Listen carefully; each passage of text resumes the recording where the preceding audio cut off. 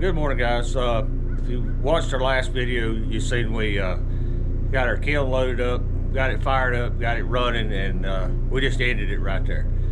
Now, in this video, if you're wanting to learn about kilns, I'm gonna help you out. It's not gonna be very entertaining. It's gonna be like a 7 to 10 day video, and update you each day as to where we're at in the drying process. It may or may not be that entertaining, but I guarantee you it will be informative. I'm a new kiln owner, and if you're watching this video, more likely you're somewhat interested in getting one yourself. I'm gonna try to give you some information that I haven't gotten. I have looked. I bought this kiln probably almost a year ago when I made the decision to go ahead and order it. I had to wait 4 or 5 months for it to come in, and then we were behind on the building, so it's been a solid year. We are YouTubers, and I was enjoying watching YouTube long before I become a YouTuber. But I spent months before I committed to spending this kind of money, and I've spent a year afterward trying to find this kind of video. Somebody putting out a video to me, a new guy, to try to give me all the information I needed to know. And I've read everything that Nile has available, everything that Wood Mizer has available, and it's limited, you know. And I'll just go ahead and tell you, their drying charts are guesses. I pretty much read through all of Nile's stuff again the other day, and they tell you up front that these drying charts were designed in the 70s by the U.S. government, the Forestry Service, and they didn't even take account into air circulation volume into their formula. So the end result of reading all their tech data was, here's our best guess, go do it, learn from your mistakes, and do better. So if you make a mistake in this process, don't worry about it. I mean, it's bound to happen. What we're going to do this morning, I'm going to walk you through where our kiln's at and what it's done since basically it's 3 o'clock yesterday we turned it on, and it's 8:30 a.m. the next morning, and we'll see what's happened since then. We're going to walk in the back of the kiln. It's loud, so I'll bring the camera up close to where you can hear me. One thing you never hear is the volume on this kiln. Nobody talks about how loud they are or whatever. When you're inside of it, it is extremely loud. With I got six fans running, plus you got the compressor fan running, so there's 7 of them. It is rocking. That being said, outside it's not bad. It's a hum. You can probably hear it on your TV. I'm pointing towards the back door going into the kiln right now, and it's not bad. My house is sitting up on the hill, approximately 75 feet from the back of this building, and you can't hear it. I walked out this morning, sat down on the porch, petted the dog, put my shoes on, and you just hear a light hum. You know, it's not bad. It's not annoying. So if you're worried about sound, if you've properly built and insulated your building, when the doors are closed, all the noise is inside. So there's one thing that you won't find or hear on any other video. Okay.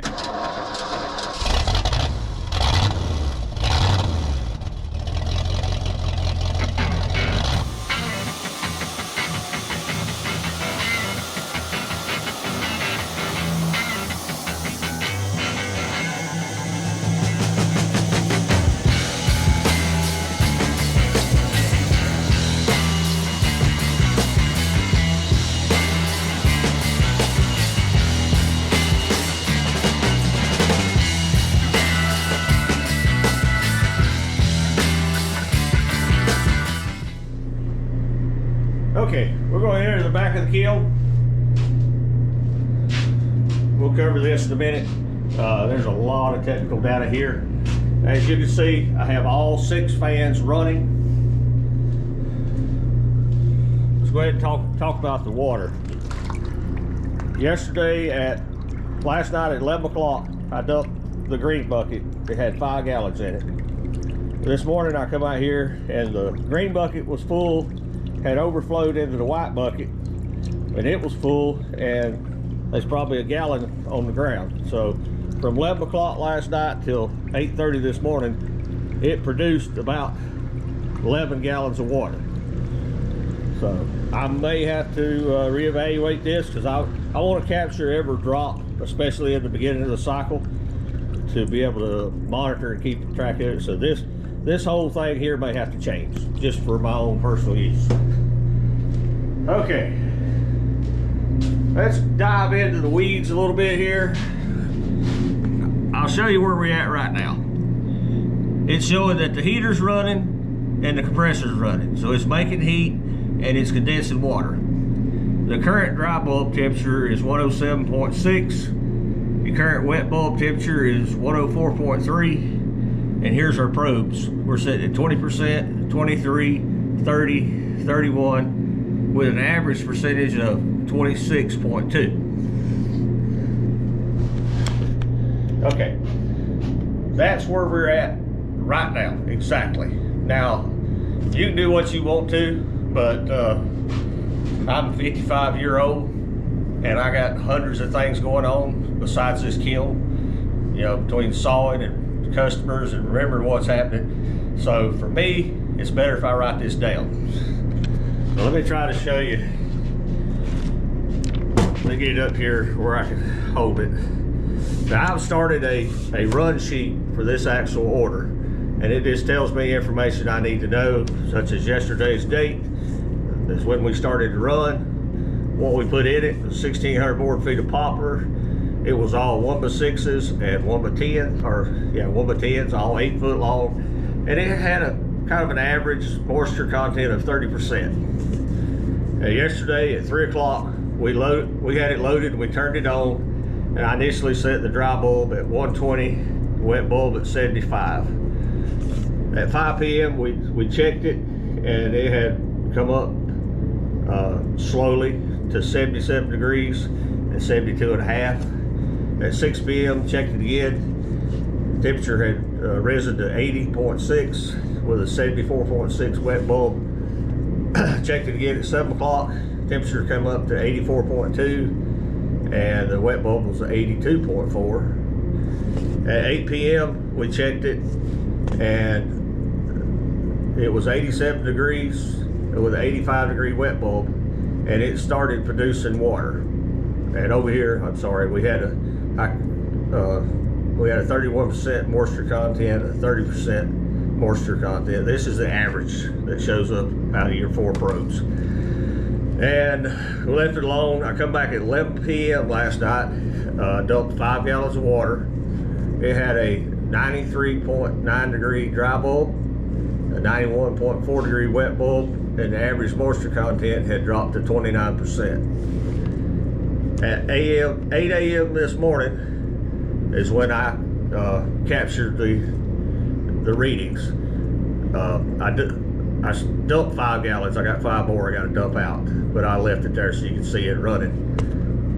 It had risen to 107.6 degrees on the dry bulb, 100.4 on the wet bulb, and our moisture content had come down to 26.5. I forget exactly. I think it was 8 o'clock. I actually went in and changed the settings. I left the dry bulb at 120. And I raised the wet bulb to 85 to actually slow the drying process just a little bit, but it hadn't slowed it a bit because, you know, our average wet bulb, you know, is over 104%. So it's gonna dry until that number gets back down to about 85. The only way for me to slow it down now is to raise that wet bulb up to like 105 degrees. But we're drying. Turn this around. We're drying what's considered a soft wood. It falls under a category 2, almost a category 1. The main reason I'm running the wet bulb pretty hard on this to make it evacuate water quickly is this wood was already dry. You know, I had boards that were in the high teens, 19-20% moisture content, and I had that one log that was at 30. So on average, this load is already almost at your lowest drying cycle.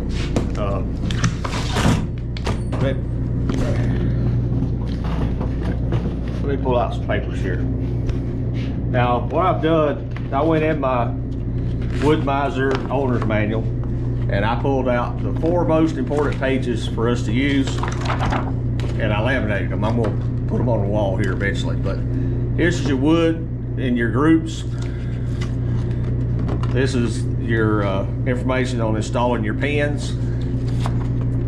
Okay, this is a little explanation about your groups, and here's your group 1 explanation on how to run it.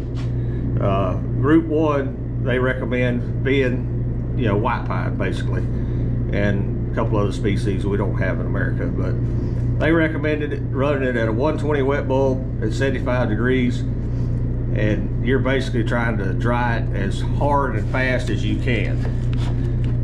And here's your other drying schedule. It comes right out of the manual. If you look at group 2 and your moisture content, if you're down around 25%, you know, they're recommending a 120 dry bulb with a 90-degree wet bulb. And that is basically pushing that wood as hard as it can go. And it starts even up here.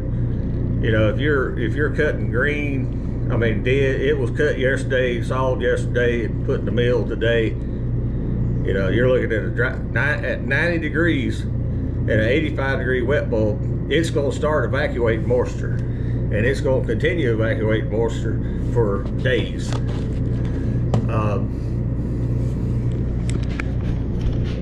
All that being said, there's no good data out there, and if you read behind Wood Mizer and Nile both, they tell you up front there's no, in a roundabout way, there's no good data. They're giving you a start point, and you're going to have to go from there. One thing I'm learning that nobody's covered in any of these videos, and I didn't find out until just the other day, because I'll be honest with you, I've had so much to do in thought process of building this kiln. The actual running of it, I just put it out of my mind. You know, Matthew and I talk about it. I'm like, I can't think about that right now. I've got too much in here trying to get this run, this built, and manage business on the side and trying to do YouTube. I said, when it's up and running, I'll put forth 100% effort to learning how to run it. That's what I'm doing now. There is nowhere that you're going to find a chart that tells you if you've got maple 1,200 feet, this is how you do it exactly, and it'll be perfect. They don't exist, people. You're going to have to put it in, you're going to have to keep your own records, and you're going to have to learn what works. Because this kiln in Western North Carolina is going to operate differently than a kiln in Arizona, or a kiln up in Maine, or in Pennsylvania. You know, everybody's average moisture content is different. Everybody's species of wood is a little bit different. This is just a guideline to help you kind of hone in what works best for you in your area and your species of wood. I highly recommend keeping notes. You know, I'm gonna have a run sheet for every run we do through this kiln for the foreseeable future. It's just a book. It's a book of knowledge that I can see, you know, what works, what don't work, and make appropriate changes from there. But I'm sorry. I wish I could be a little more helpful in that matter, but this is what it is. So if you got any questions, you know, just send them to me. I'll try to answer them. If you got any comments, you know, any help from me, send it on. I'll be glad, you know, to absorb the knowledge. But we're gonna run in here and look inside the kiln. I know you want to see it. I'll tell you up front, it's going to be loud. I'll probably try not to talk any in there because you probably won't be able to hear me, and we'll come back out.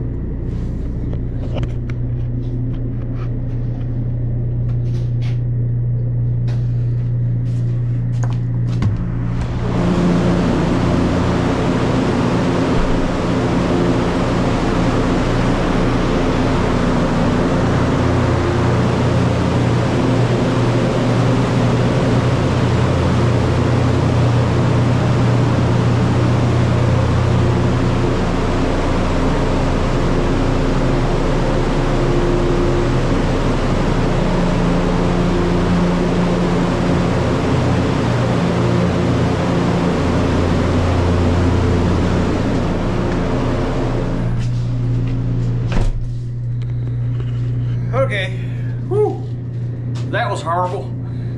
That's like walking in the shower at 110 degrees. I'm instantly saturated with humidity from top to bottom. Whew. It's chilly this morning too, so I'm feeling it now. It's doing what it's supposed to. It's 110 degrees in there, extremely high humidity. That's why you put forth all the effort when you're building your kiln box to seal all the seams. The time and effort we spent into using Cool Seal, because it is a hot, steamy box right now, and it's going to maintain that for several days until this moisture starts coming down, and then, you know, we should see it kind of go the other way. It should be a hot, dry box, but right now even the floor is wet from condensation. The wood is putting out more than the kiln can actually evacuate. Now, some of that's probably due to we're running a lot of fan volume, but I'm not worried about the building condensating inside. So we build it to handle that. But I'm on the learning journey, just like you are. But that's day one update on the kiln, and we're not going to end the video. We're just going to pick it right back up on day two. Thanks for watching, and we'll see you back at the mill, guys. Talk about running this. I've been pleasantly surprised that there's no noise from the house. Inside the box is incredibly loud, but at the house, you got to listen to know it's even running. Okay, start off with our controller. Set the temperature. Yeah, everything looks good there. We'll come back and detail it in a minute. I want to see how much water we evacuated. I checked it last night at 11 o'clock, and we have run over. That bucket's full, and this bucket's full. So we've exceeded 10 gallons of water, and I guess there's probably 2 or 3 on the ground. So I told you, this system here I'm gonna have to adjust. I'm not liking that, but I'm liking that it's evacuating moisture. So last night I come in at 11 p.m., checked it, disposed of 6 gallons of water. It had a 190 degree dry bulb, which I had lowered the temperature at 6 o'clock to 110 and 96 on the dry bulb. At 11 o'clock it was 109 and 105. Right now the temperature is 109.4, which is right on the money, and the wet bulb is 105.6 or 8. But the important part is the moisture content has come down from 25.3 to 23.9. So it's doing its job. It's evacuating the water out of the lumber. I'm gonna do this for you guys because it is hot and humid in here. I'll take a quick look, see what our lumber quality is, make sure nothing's going wrong. Okay. That's an expensive sauna. I come out of there drenched. The massive amount of humidity. Trying to get my camera set up here. Okay, guys, that's let's see, we turned this on So today around 5 o'clock will be 48-hour cycle. So that being said, let me write down how much water we took out today. I'll give you an idea. So that's 10. We're gonna call it about 13 gallons because it's a good bit on the ground.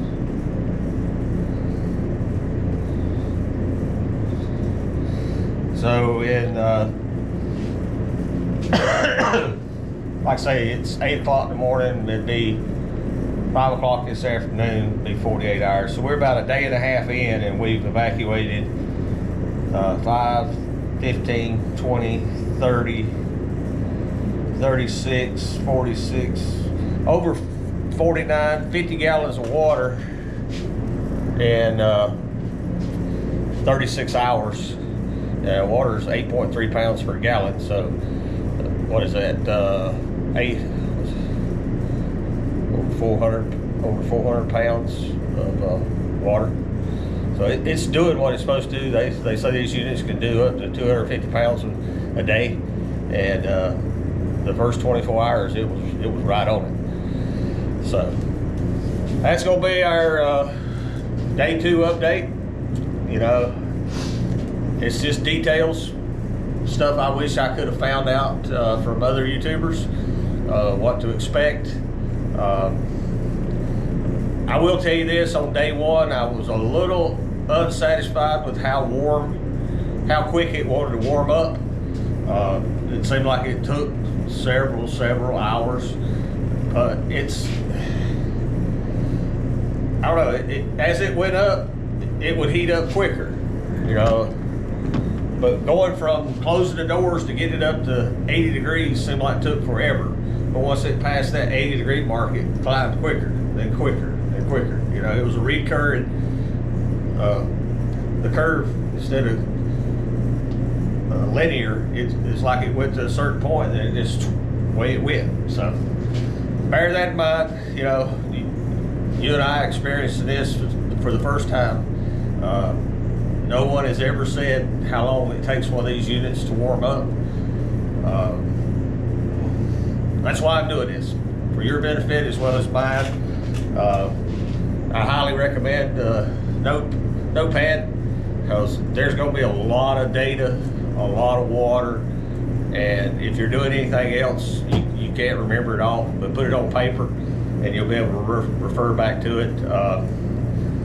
I have Matthew put this on a nice spreadsheet when it's done, eliminate all my writing, and just put it in a formula, because I'm trying to stay consistent about my morning check, midday check, afternoon 5, 6 o'clock, 7 o'clock check, and then 11 o'clock was right before we go to bed.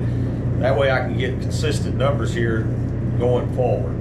Now, I'm sure once I get some confidence in this machine, I'll be out here 4 or 5 times a day. We're gonna leave it alone and let it do its thing. But right now, I'm out here to learn and help you learn. So, got any questions, just leave them in the comments. And that's gonna wrap up our day 2 recap, and we'll see you tomorrow.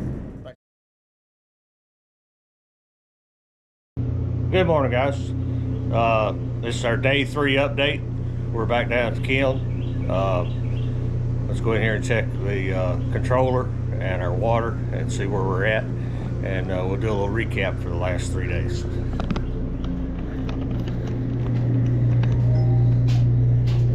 Okay,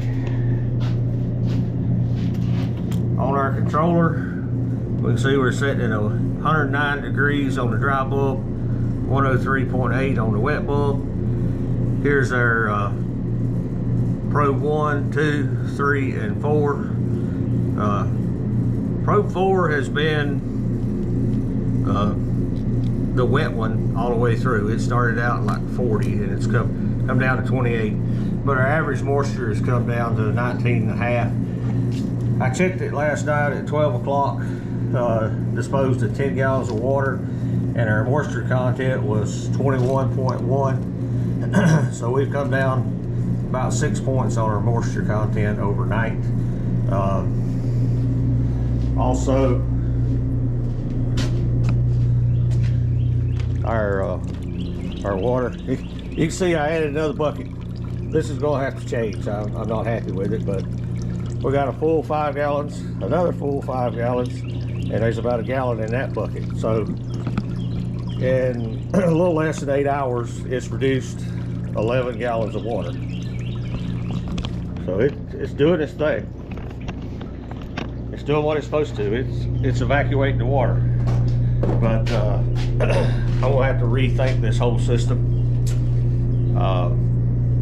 Maybe something as simple as keep the first bucket and drop a like a sewage pump or something that has a float on it, to where when it gets 2 or 3, 4 gallons in it, I can pump it up into another bigger tank and then maybe be able to drain it out and away from the building. But this is in 3 days. Well, I take that back. It's 8 o'clock in the morning. 3 o'clock this afternoon will be 3 full days.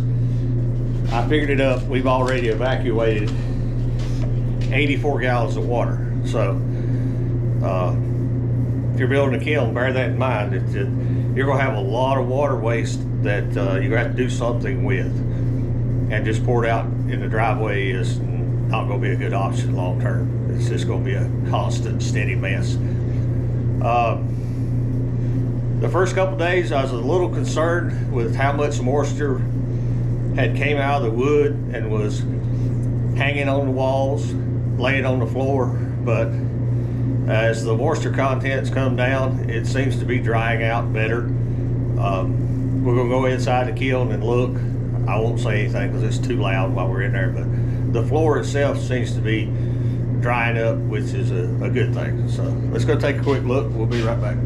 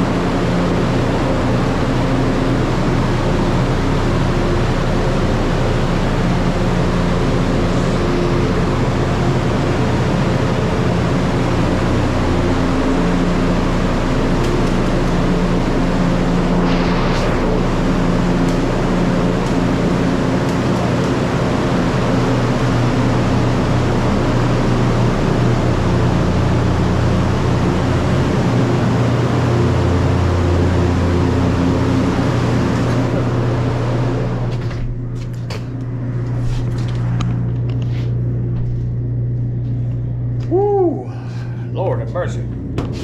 Gotta be careful doing that, guys. It is hot. Had to wipe the camera several times just to keep the moisture off where you guys can see.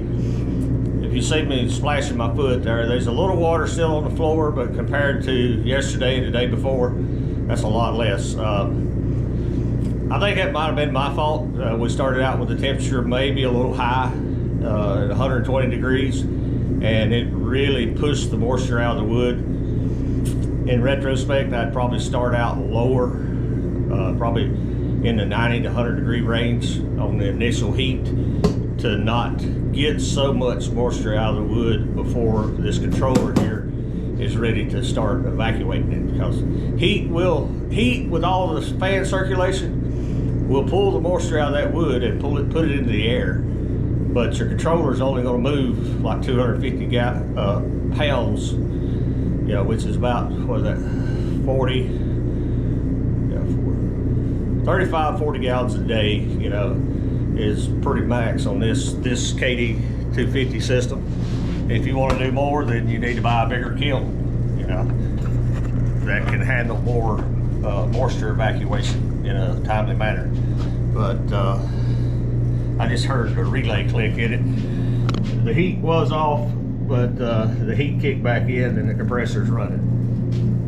Probably because I opened the door, you know, dropped the temperature just enough that the heating element kicked back in. That being said, it's a learning process. Like I say, keep good notes. You know, I'm on my second page of notes, so I can go back and review what we did, what I liked, what I didn't like, and we'll make changes on the next run. But that's our day 3 update, and we'll just let it keep doing its thing, and we'll come back tomorrow, look at it again. Okay guys, this is going to be your day 4 update on the kiln. I'm filming this on my cell phone. Matthew took both our GoPros last night to get all the get all of that off of them. Let's take a look at what we got here this morning. On our screen, we got 109 degrees, 109.4 dry bubble, 101.3 wet bulb. You can see our probes, still got probe 4 that's running a high moisture content, but our average is 16.1. Also dumped out 13 gallons of water. Let's see here, over 4 days, we've already evacuated 128 gallons of water. So you can do the math at 8.3 pounds per gallon.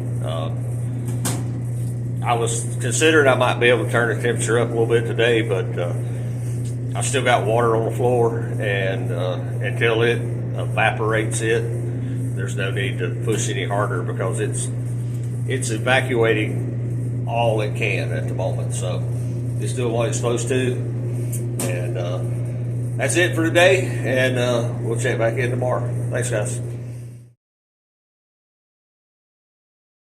Hey guys, I know it's just a split second for you, but it's the next day for me. We're getting ready to go check our kiln. This will be our day 5 update. I will tell you one thing I'm experiencing that you will too. I'm not a very patient person. You know, I like to do things in orderly fashion. Just let's go do it, get it done. This kiln's going to teach you patience, because it takes time. It takes days, takes weeks, takes a month, and it's not what I'm accustomed to doing. But anyway, I appreciate you hanging in there, and let's drive down here. It's been probably about 11 hours since I looked at it, so it's probably overflowing with water, but we'll go check it out.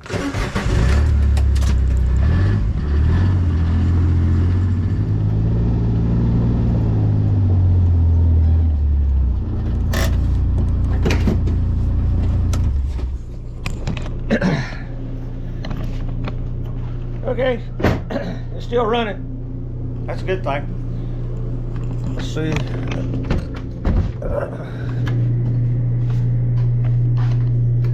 Oh yeah. I can tell our dry bulb temperature is 111.7. Our wet bulb is continuing to fall, which is an indicator your moisture is doing what it's supposed to. It's evacuating. Our probes are 11, 10, 11, and that one wet board is finally drying out. It's down to 18%, but our average is 12.6. Our wet bulb went from 101.3 last night to 98.9, so it's doing its job. Let's look out here and see if all 3 of our buckets are overflowing. No, nope. Well, take it back. If you don't put the little thing in there, we lost a gallon or so on the ground, but so I can tell the water content is starting to slow down. It's not evacuating quite as much, which that's what it's supposed to do. So we'll call that about at least 11 gallons. We'll take a quick look inside the kiln. We had a lot of water on the floor, and last night it was probably half gone. I'm expecting this morning to see about 2/3, 3/4 of the water that was actively laying on the floor being, you know, picked up and evacuated. So let's go take a quick look.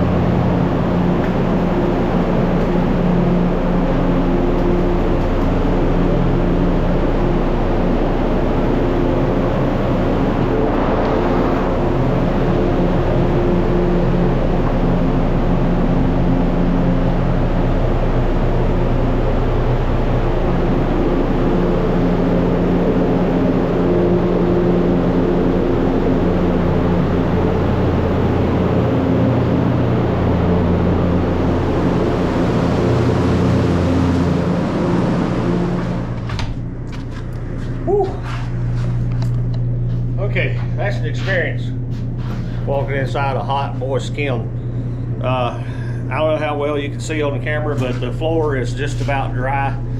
I'm kind of waiting on that before I change any of the parameters on my controller. I think I caused that when we first started. I had the temperature a little bit high, and it evacuated more humidity out of the lumber than this controller could actively evacuate from the building.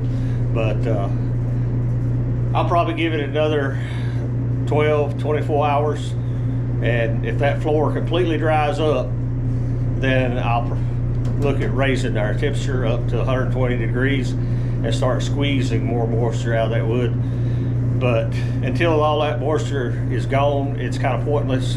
You're just going to be I'll just be putting more moisture in the air than the controller is going to be able to get out. Yesterday, in a 24-hour cycle, it got 30 gallons. And 30 gallons is a little more, right at 250 pounds. And that's what this unit is rated at evacuating in a 24-hour period. So it's doing exactly what it's supposed to. I can hinder that by getting the wood too hot and squeezing more moisture into the air. We have plenty of fan volume. Between the heat and the fans, I can probably make the wood, sweat more than it needs to. But anyway, that's our day 5 update. Quite pleased with it. Like I say, it's causing me grief because it's such a slow process. I don't normally do things that take that long other than building this building, and that, we're glad to be done with that too. But thanks for hanging in there. It won't be just a second. You'll get to see tomorrow's update, but I gotta wait on it. Okay guys, I know it's only been a few minutes, a few seconds for you, but it's been 24 hours for me. This is our day 6 update on the kiln, and we've had some developments, good developments. I actually just got off the phone with Stan from Nile Kilns. Great man. If you ever need any help, give him a call.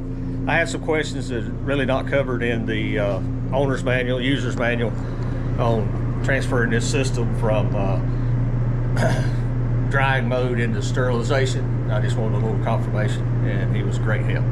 So let's talk about our kiln this morning. I walked in, and I didn't get a picture of it, but the had a message that said in cycle.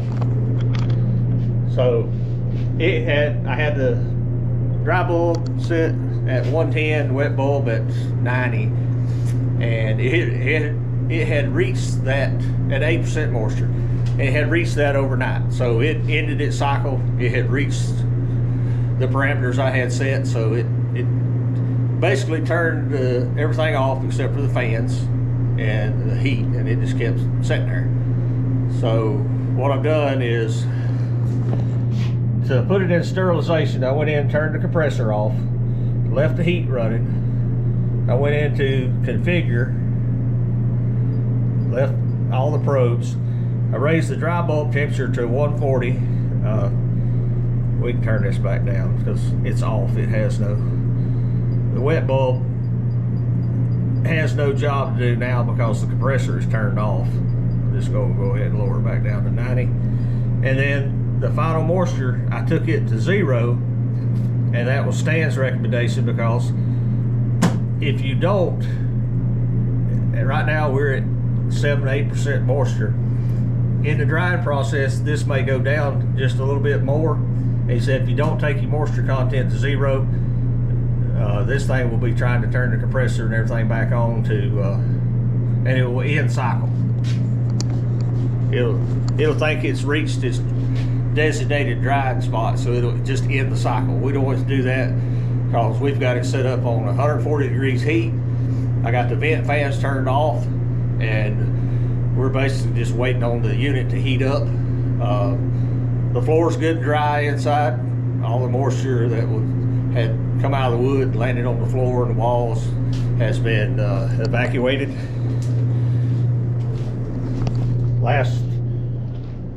The last day's run, it's been 24 hours. Well, it's yeah, a little less than 24 hours. It got 5, 10, about 14 gallons of water. So in a 24-hour cycle before, we'd been averaging, you know, the maximum 30 gallons of water. So it evacuated all it needed to, and it turned itself off.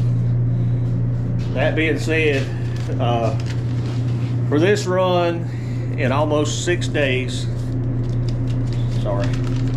we evacuated excess of 170 gallons of water to dry 1,600 feet of poplar from an average of 35, 30, probably 30, a little lower, down to 8%. So that gives you a little idea of the volume of water that's going to come out of this unit. Don't know how long it's going to take to heat up. I talked to Stan from now, and he said, I got no way of telling you. Depends on your box, the area, the time of year, everything. But we'll see how long it takes to get it from, it was set at 105 degrees this morning, and it's already up to 111. So when we do our next update, I'll give you an idea of how long it took to get this up to 140 degrees, because we're sterilizing, not setting pitch. So we're going to try to get 138, 140 and hold that for 24 hours, and this load will be done. It'll be coming out, and we'll be ready for the next one. Guys, I appreciate you watching.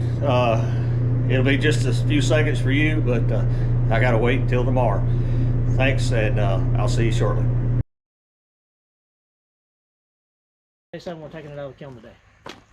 Okay, guys, been a split second for you, but it's been 24 hours plus. It's 4:30 now, so it's been a day and a half.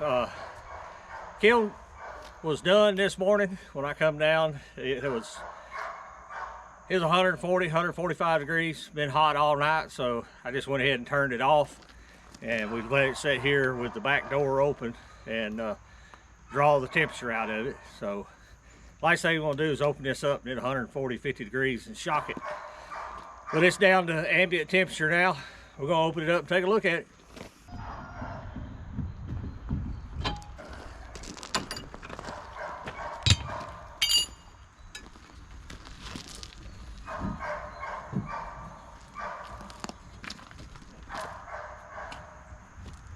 This place I found the phone is right back on to stud on the open doors.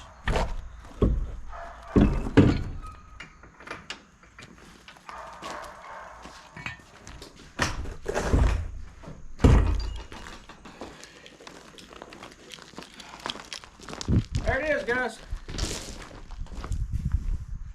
First load's done, dry. I checked the moisture from the backside is 6%. I was shooting for 8, but in the sterilization of it, it dried it down just a little bit more, but that's better. It will equalize back. It'll probably roll back up to 8 or 9 here within a few days sitting. I'm gonna put it on the shed, but it's still gonna be in humid environment. So we're gonna get all our blocking off there and get it unpacked.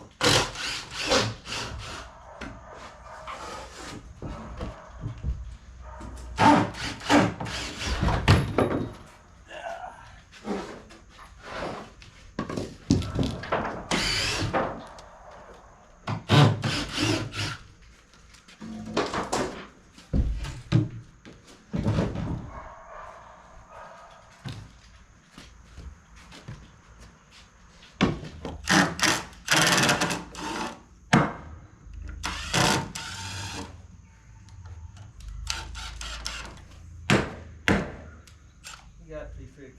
Oh. Oh, there it is. We'll need them again.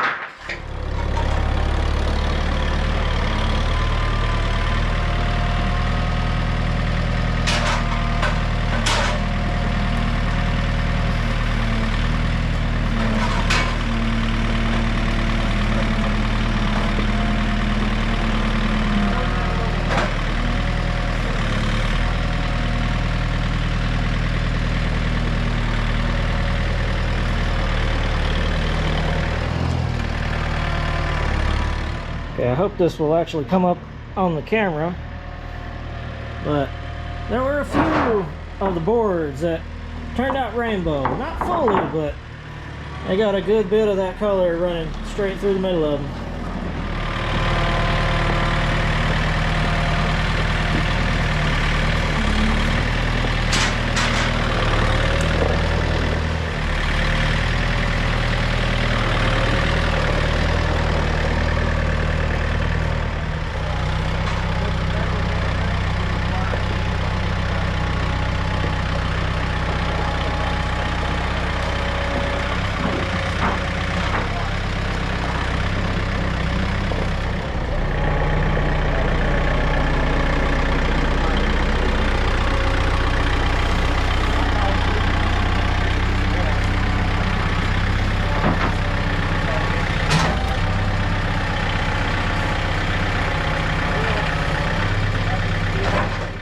Okay guys, that's it for our first run in the kiln.